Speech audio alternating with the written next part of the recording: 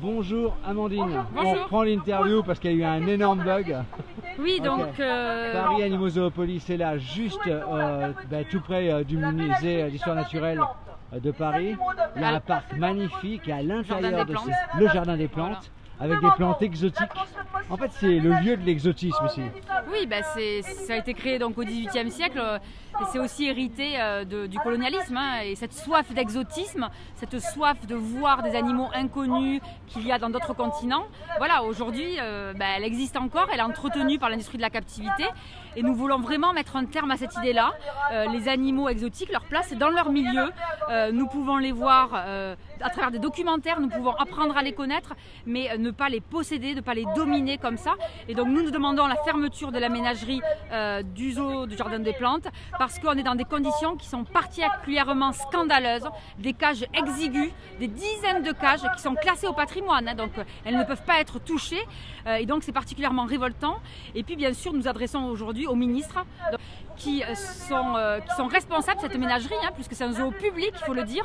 C'est un zoo qui est financé par l'argent public et donc nous devons y mettre un terme. Nous souhaitons que tous les animaux soient placés dans des structures adaptées pour répondre à leurs besoins autant que faire se peut et qu'aujourd'hui ce soit la dernière génération captive d'animaux qui soit détenue ici à la ménagerie et que ça fasse place à un véritable lieu éducatif et scientifique vraiment où on apprend à connaître les animaux sans les dominer, sans les posséder, sans les emprisonner. Alors tout à l'heure tu parlais d'une mise en spectacle dans le discours, d'une mise en scène. Nous on est allé à l'intérieur, tout à l'heure on a volé des images parce qu'on nous a dit que c'était interdit, on a dû les planquer en fait.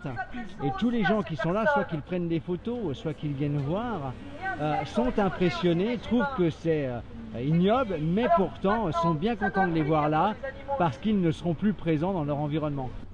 Bonjour madame. Oh, bonjour. Je filme juste devant moi, je peux vous poser une question? Vous pouvez répondre là. Ça vous fait quoi de voir cette personne orang-outan dans cette cage? Je préfère la voir là que dans un pays où ils sont exterminés parce qu'on déboise. Donc c'est une chance pour elle d'être là, c'est ça? Une chance, peut-être pas une chance, mais est-ce qu'elle a véritablement le choix? Je vois que vous, du coup, ça vous amène à prendre des photos. Depuis des années. Ouais, vous venez souvent? Ici, oui, dans notre parc, oui. Ouais. Ça vous permet quoi, vous? D'assouvir une passion de la photo et puis de voir des animaux qu'on verra bientôt plus. Merci madame. Je vous en prie. C'est hallucinant en fait cette dissonance cognitive. Tout à fait, mais là c'est le vrai problème de fond. C'est-à-dire que d'un côté, on est choqué parce qu'il y a des animaux qui sont chassés, leur habitat est détruit, notamment la déforestation, et ça permet de justifier ce discours de les emprisonner. Bon, mais c'est complètement être à côté des enjeux. Aujourd'hui, l'enjeu, il est de préserver les forêts, notamment en Indonésie, en Amérique du Sud, de se battre contre la chasse, notamment en Afrique. Et donc, les zoos tentent d'entretenir cette illusion du bien-être animal. Mais c'est une véritable illusion. Les animaux sont malheureux, ils sont emprisonnés, ils n'ont pas leur comportement de leur espèce, ils ne peuvent pas répondre à leurs besoins. Je veux dire, quel est le besoin fondamental d'un perroquet si ce n'est de voler? Un perroquet est censé voler. Il y a des espèces de perroquets qui sont des animaux migrateurs et aujourd'hui ils sont dans des cages mais minuscules et donc c'est vraiment scandaleux. Et donc nous adressons aussi au public parce qu'il y a une partie du public qui va voir les animaux de bonne foi, qui aime les animaux et qui veut les voir. Mais cette curiosité, cette soif d'exotisme, nous devons la déconstruire. Nous devons leur expliquer que quand on aime les animaux, notre joie, c'est de penser à eux en liberté. Les éléphants qui parcourent des dizaines de kilomètres par jour, les panthères qui vivent la nuit. Aujourd'hui, on a des panthères à la ménagerie qui sont sursollicités la journée alors que ces animaux qui vivent la nuit. On a aussi un tapir qui est un animal qui vit dans les forêts à la mi-journée, enfin il n'y a pas de lumière. Et là on a aujourd'hui des vétérinaires à la ménagerie qui lui mettent des collyres dans les yeux parce que sa vue n'est pas adaptée à cet surensoleillement aujourd'hui en France. Donc on est vraiment à côté. Et là il est temps vraiment de mettre un terme à cela parce que c'est des animaux qui souffrent au final. Hein. Okay. C'est des animaux qui souffrent. Moi j'ai l'impression que... J'ai l'impression que c'est un vrai enfer que vivent ces animaux.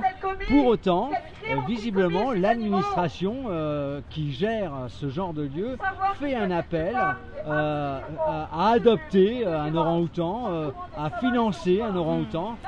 Mais c'est là, on l'a dénoncé déjà nous il y a peu de temps par un petit post. Et là, franchement, qu'est-ce qu'on pourrait dire de cela, par exemple? Mais en fait, les zoos, ils ont réussi ce tour de force à déconstruire en avance le discours des animalistes, et donc c'est pour ça qu'ils ont mis en place des arguments, notamment cette illusion du bien-être, le fait qu'il y a des personnes qui aiment les orang-outans, qui vont leur donner de l'argent, et ça c'est à nous vraiment de le déconstruire. Nous adressons à ces personnes-là, s'ils veulent vraiment aider ces animaux-là, il faut qu'ils aident les refuges qui sont à Bornéo, qui sont en Afrique du Sud, et c'est là où on peut vraiment changer les choses pour ces animaux-là. Juste une chose, par exemple, l'ambassadrice qui est derrière toi, Nénette, ça fait 40 ans qu'elle est enfermée dans cette cage, ou dans ces cages. On verra les images au moment où on entendra ces mots. Elle s'ennuie profondément et ça se voit. Juste à côté d'elle, il y a une autre personne orang-outan qui est avec un petit qui tourne le dos, Java, qui est né il y a un an. Okay. Donc c'est Java qui est né il y a un an. Java elle est née il y a un an de Théodora et Bangui, donc qui sont là tous les deux, mais il est fort probable que Java soit déplacée ailleurs. Nénette, elle a eu je sais pas combien de bébés qui sont aux quatre coins aujourd'hui, parce qu'il y a des programmes comme ça, ce qu'ils appellent des programmes d'échange, etc. Et c'est scandaleux, quoi. C'est séparer des familles, c'est vraiment les considérer comme aujourd'hui c'est un spectacle en fait. C'est des animaux qui sont là pour faire un spectacle. Ils doivent être vus en permanence. Et Nénette, elle est en permanence sur ce bidon qu'on a représenté, qui est un bidon. Et elle est là comme ça, et ce n'est que l'ombre d'elle-même en fait. Je veux dire, elle est là sans être là, elle n'a plus son comportement. Et c'est vraiment d'une tristesse absolue. On doit sortir vraiment de cela et on doit mettre un terme à cet emprisonnement. Est-ce qu'on peut franchement arriver à fermer un lieu comme celui-ci qui est emblématique, qui correspond aussi à l'histoire de France, tu l'as rappelé. Il a ouvert donc au XVIIIe siècle. On est en plein colonialisme, on est en plein finalement orientalisme également qui naît. Ben, nous on va se battre pour qu'il ferme véritablement. Après, sans doute qu'il y aura des transitions, sans doute que peut-être on va en premier sortir les primates, les panthères, parce qu'il y a déjà une évolution en réalité. Avant il y avait des éléphants, avant il y avait des girafes, aujourd'hui il n'y en a plus.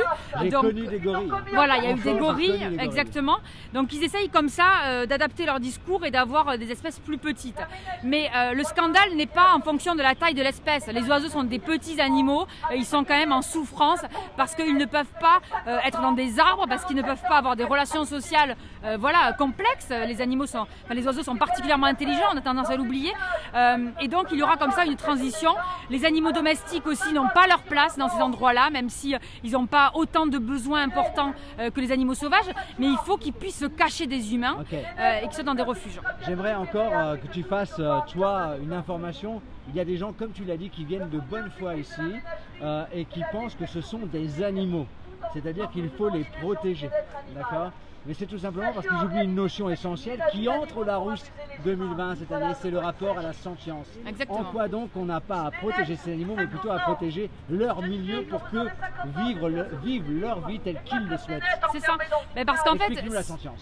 La sentience, donc les animaux sont sentients, c'est-à-dire qu'ils ont la capacité à souffrir, ils ressentent des émotions, la peur, la joie, et ils ont également une conscience. Nous l'oublions pas, la déclaration de Cambridge a déclaré, donc les plus grands neuroscientifiques au monde, que les animaux ont une conscience. Et donc là, c'est vraiment de la torture psychologique, la ménagerie. Ça veut dire que Nénette, comme tous les autres animaux, jusque même aux flamants roses dont tu parlais tout à l'heure, exactement, non seulement sont en souffrance, mais savent qu'ils souffrent. Tout à fait, ils savent qu'ils souffrent. Et Nénette, elle a connu Bornéo, elle a connu sa terre natale, elle a connu sa famille, donc elle a aussi ce souvenir-là, il ne faut pas le négliger. Et donc c'est vraiment révoltant. Donc nous devons vraiment amorcer une transition. Et j'appelle également tout le monde aussi à soutenir la pétition. Donc en moins d'une semaine, on est à proche de 50 000 signatures de personnes qui veulent la fermeture pure et simple de la ménagerie du Jardin des Plantes. Donc ça, c'est non seulement un appel, mais c'est déjà une réalité. Quand moi j'ai regardé le compteur, vous étiez à 47 000, c'est ça? Voilà, c'est ça, on est entre 47 et 50 000. Ok, Ouais. donc c'est plutôt déjà un succès en termes de prise de conscience. Qu'est-ce qui pourrait faire que finalement, oui, ça ferme? Alors, qu'est-ce qui pourrait faire que ça ferme? Ben, c'est très simple, c'est la mobilisation, la pression de l'opinion publique, le fait qu'on montre qu'on soit choqué, que ça ne correspond plus aujourd'hui à nos valeurs. Je veux dire, c'est des valeurs colonialistes aussi, le fait d'emprisonner des animaux exotiques. Et donc, montrer notre détermination aux élus, au ministère. Amandine, merci beaucoup pour Merci la beaucoup, bagarre. merci à tout le monde. Et on continue. Et merci. Qu'est-ce que tu penses de ce que tu vois là? Oui, je sais pas. Ça te fait quoi de voir les grands singes qui sont là, les orang-outans? Ça me fait un petit peu peur. Ça te fait peur, c'est-à-dire? Moi aussi. C'est vrai? En quoi ça te fait peur? Qui casse la vitre. Ah, qui casse la vitre. Moi Ok. aussi. Pourquoi? Parce que tu penses quoi de ces animaux? Moi, ça me rend triste. Parce qu'en fait, j'aime pas voir des animaux enfermés dans des cages. Ok. Et donc, Mais moi, ça pourquoi? me fait- Il y a des gens qui disent qu'ils sont heureux ici. Parce que ils sont heureux, mais des fois ils peuvent être tristes dans des eaux et c'est pas très bien de les enfermer dans des cages parce qu'ils ont besoin de voir leurs parents et d'être en colonie avec tous ceux qu'ils aiment. Hum. Non mais moi, si je serais grande et partie, j'aurais des animaux, mais c'est des vies. C'est trouver. Moi, ils sont en liberté. C'est trouver un. Merci les enfants. Salut. Merci monsieur. Un